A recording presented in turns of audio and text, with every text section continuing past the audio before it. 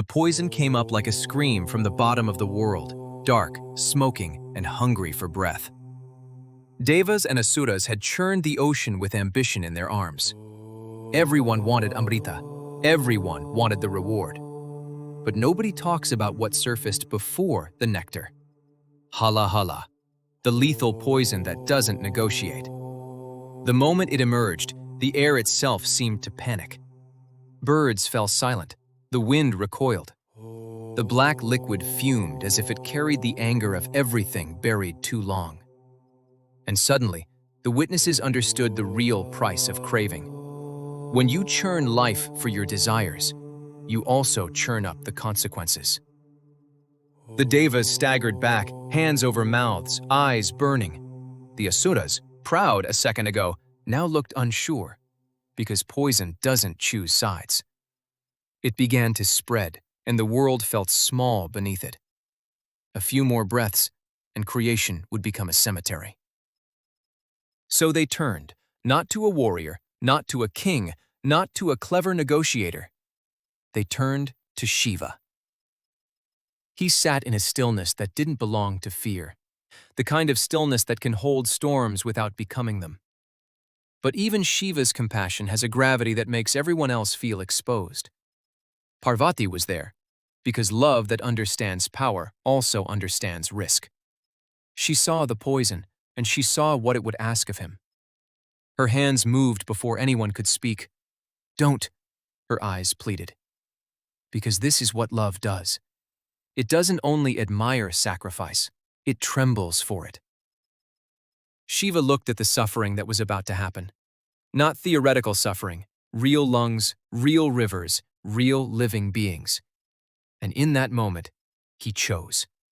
Not because someone deserved it, because the world needed it. The spectacle was terrifying in its simplicity. Shiva lifted the black, smoking liquid and drank. No hesitation. The poison slid into him like night entering a lamp. Witnesses froze. Even the gods forgot to blink. And then the color began to climb. From his chest upward, a darkness rose through his throat, visible like ink spreading in water, until Parvati's hands reached and restrained him at the neck, holding the poison there, stopping it from sinking into his heart. The blackness halted, right at his throat. And it changed. It froze into a deep blue band, as if poison became pigment, as if death itself had been turned into a mark of protection. Nilkanth, blue-throated. Shiva's face did not twist in complaint.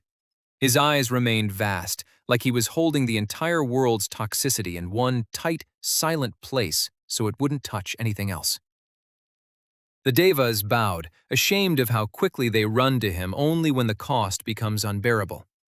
The Asuras watched, stunned, because even their enemies were saved by his compassion.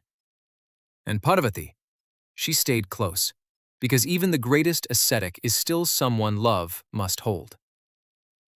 The reveal was not about spectacle for its own sake. It was a truth about divinity that hurts to learn. Shiva doesn't destroy all poison outside you. Sometimes he takes it into himself.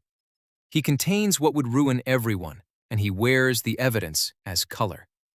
That blue throat is not decoration. It is responsibility made visible. And the closing wisdom only this story can give is this. When life churns up darkness you didn't expect, don't pretend it isn't there. Pray for the strength to hold it without passing it on, the way Shiva held the poison at his throat and turned catastrophe into protection.